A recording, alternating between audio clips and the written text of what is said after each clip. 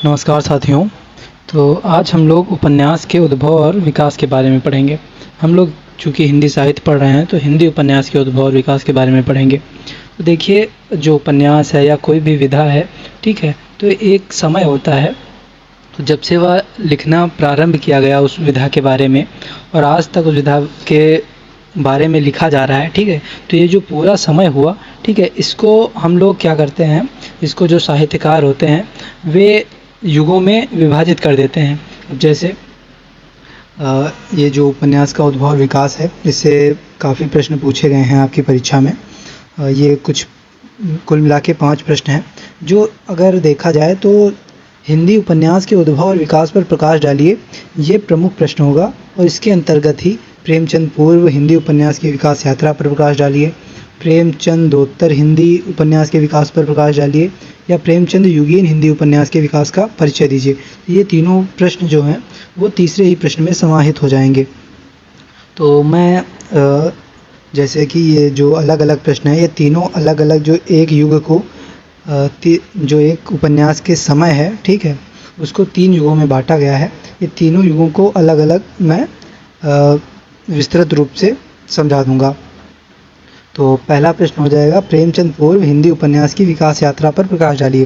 तो जो हिंदी उपन्यास है, ठीक है, इसको हम लोग इसका अध्ययन करने के लिए हम लोग 3 भागों में इसको बांटते हैं, ठीक है। इस पूरे कालक्रम को 3 भागों में बांटते हैं, जिसमें प्रेमचंद पूर्व युग, प्रेमचंद युगीन युग और प्रेमचंदोत्तर युग, ठीक है। आइए इसके बारे में देखते हैं कि क्या था। तो औद्योगिकीकरण के बाद भारत में आई उपनिवेशीकरण ने भारत में उपन्यास विधा का विकास किया।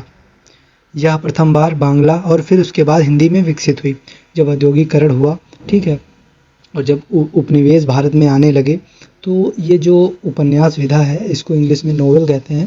तो ये जो उधर यूरोपीय देश थे, ठीक है, उसमें पहले से लिखी जा रही थी। तो जब उपनिवेशीकरण हुआ, जो नई नई कंपनियां भारत आईं, ठीक है, तो उनके साथ ये जो विधा है ये भी भारत में आई, ठीक है। सबसे पहले चूँकि बांग्ला पे उन लोगों ने आक्रमण किया था, तो बांग्ला पे सबसे पहले इसका प्रभाव देखा जाता है, ठीक है। उसके बाद क्या होता है, तो उसके बाद बांग्ला में आई, फिर बांग्ला से धीरे धीरे हिंदी में इस विधा का विकास हुआ, ठीक। उपन्यास शब्द उप मतलब समीप, उपन्यास मतलब थाती, ठीक है, तो इसके योग से निर्मित हुआ है। उपन्यास शब्द का मूल अर्थ है निकट रखी हुई वस्तु, अर्थात हमारी कथा, भाषा, संस्कृति, प्रकृति को, अपनी कहानी आदि को अपनी जुबानी में व्यक्त करना उपन्यास द्वारा होता है, ठीक है। जो हमारी प्रकृति है, हमारी संस्कृति है, ठीक है, हमारी जो प्राचीन कथाएं हैं या जो अब कथाएं बन रही हैं, ठीक, उन सबको व्यक्त करने का एक माध्यम उपन्यास है।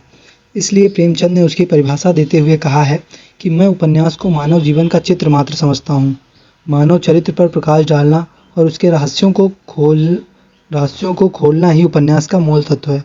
प्रेमचंद जी ने उपन्यास के बारे में यह कथन कहा है।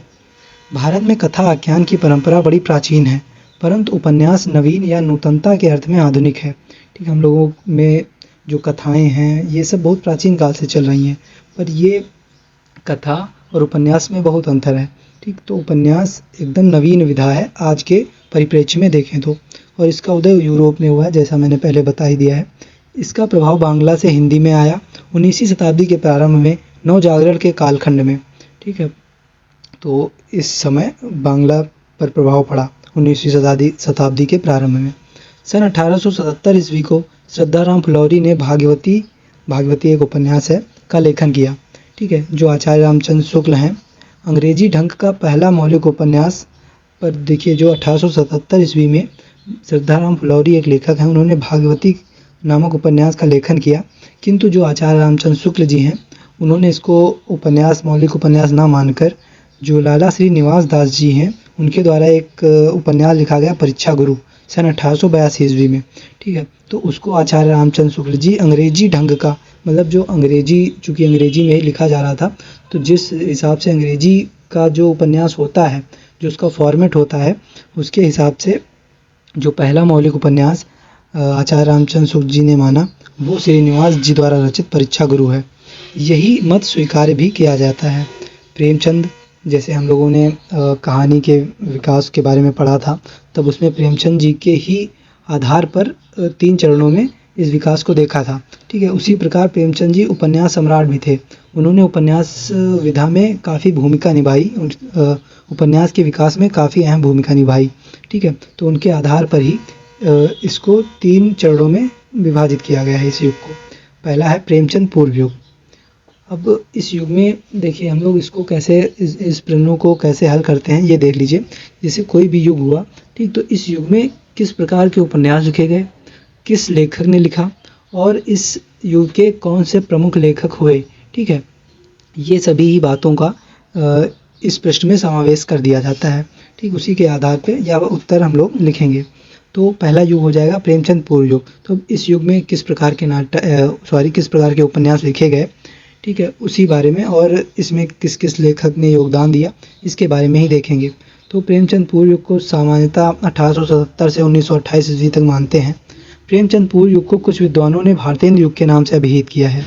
वस्तुतः यह युग भारत में दूसरे नवजागरण का युग है। इस काल के सामाजिक उपन्यास में इसका चित्रण आया है। परीक्षा गुरु इसी दृष्टि से पहला सामाजिक उपन्यास कहा जाएगा। इनमें उपदेश एवं आदर्श की भावना का प्राबल्य अधिक रहा है। भाषा की दृष्टि से जो प्रौढ़ता प्रेमचंद युग में आई उसका इस युग की रचनाओं में अभाव है। ठीक है, अभी हम लोग प्रेमचंद पूर्व युग पढ़ रहे हैं, फिर प्रेमचंद युगीन जो प्रेमचंद का युग है वो पढ़ेंगे। ठीक है, तो उसमें भाषा का अधिक परिमार्जन हुआ। इस युग में प्रेमचंद पूर्व युग में भाषा का इतना परिमार्जन न हो सका। इस कालखंड में लिखे गए उपन्यासों को 2 भागों में देखा जा सकता है। पहला सामाजिक तथा ऐतिहासिक उपन्यास। ठीक है, इस युग में सामाजिक तथा ऐतिहासिक उपन्यास लिखे गए।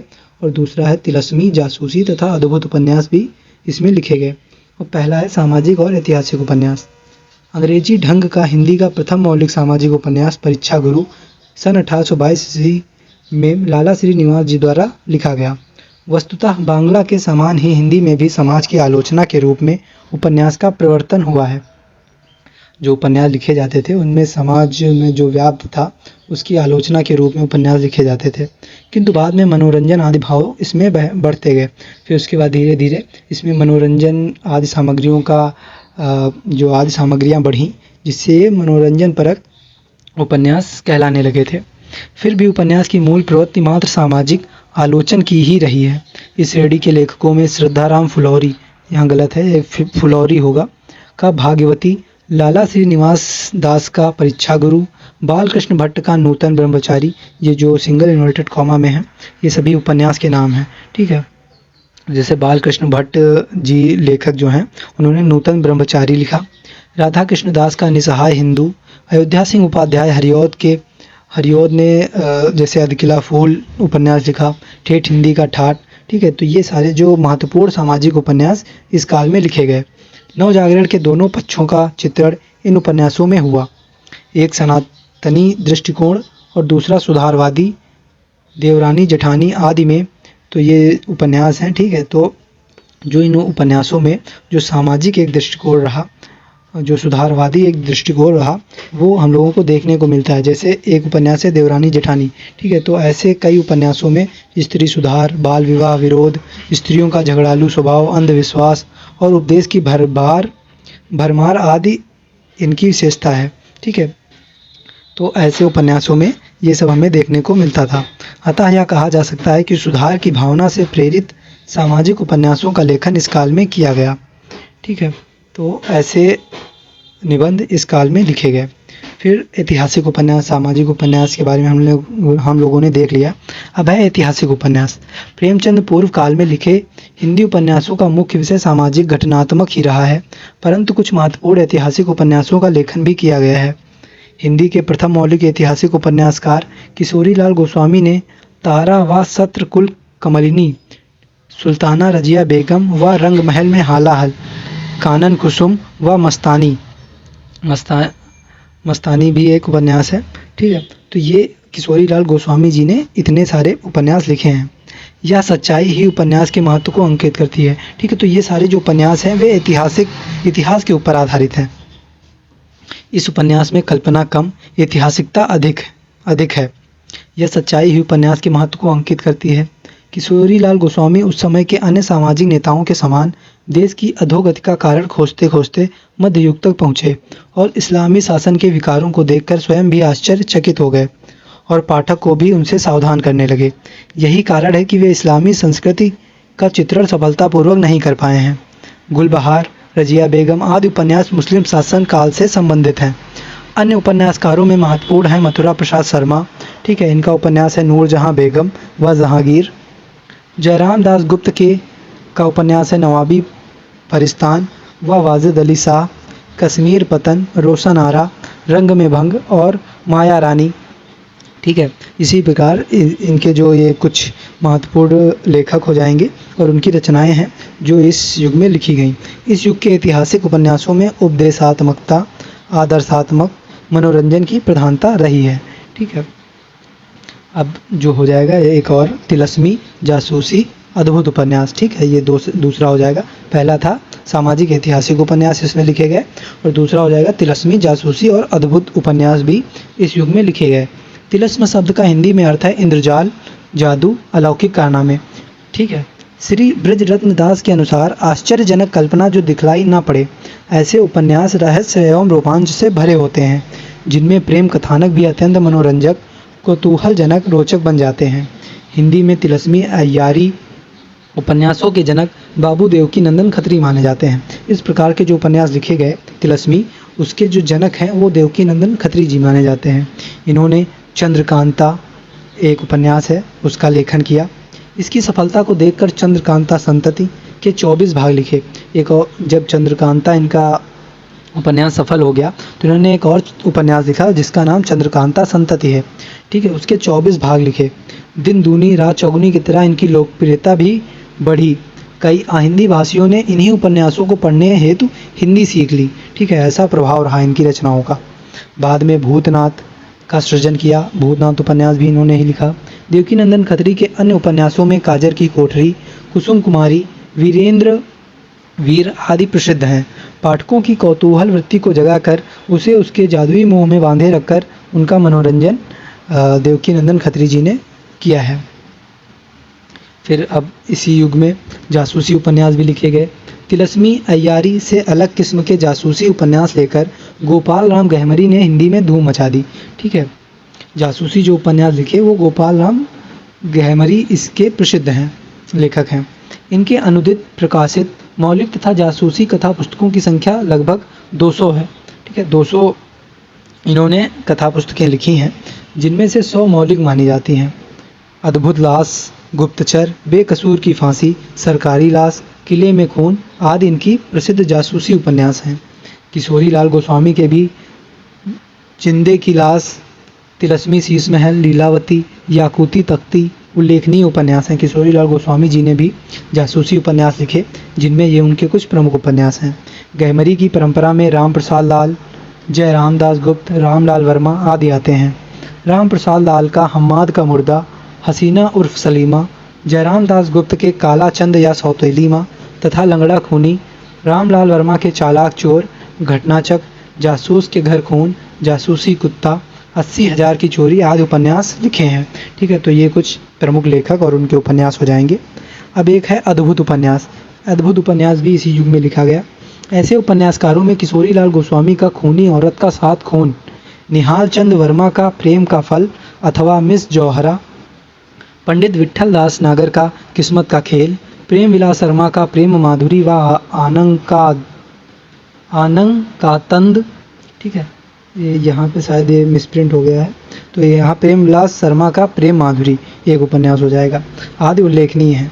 अन्य उपन्यासों में रामलाल वर्मा के अलबेला रागिया, दुर्गा प्रसाद खत्री के रक्तमंडल, प्रतिशोध, लाल पंजा प्रसिद्ध हैं। दुर्गा प्रसाद खत्री के इन उपन्यासों के संबंध में कहा जाता है कि ये राष्ट्रीय भावना से हिंसापूर्ण क्रांति का वर्णन करते हैं, ठीक है। इन्होंने राष्ट्रीय भावना को लेकर अपने उपन्यासों में हिंसापूर्ण क्रांति को उल्लेखित किया है, क्रांतिकारियों के लिए प्रेरणा देते रहे हैं, ठीक है। तो ये इस युग के जो प्रमुख उपन्यास रहे, प्रमुख उपन्यासकार रहे, उनके बारे में ये प्रश्न कंप्लीट हो जाएगा। आपके में यदि यह प्रश्न पूछा जा रहा है तो आप ऐसे ही लिख सकते हैं। मैंने एकदम विस्तार से इसका वर्णन कर दिया है। अब आप लोग इसमें से जो कुछ प्रमुख रचनाएं हैं, 2-3 रचनाएं याद कर लीजिएगा और इसी प्रकार इसका उत्तर लिख लीजिएगा। धन्यवाद।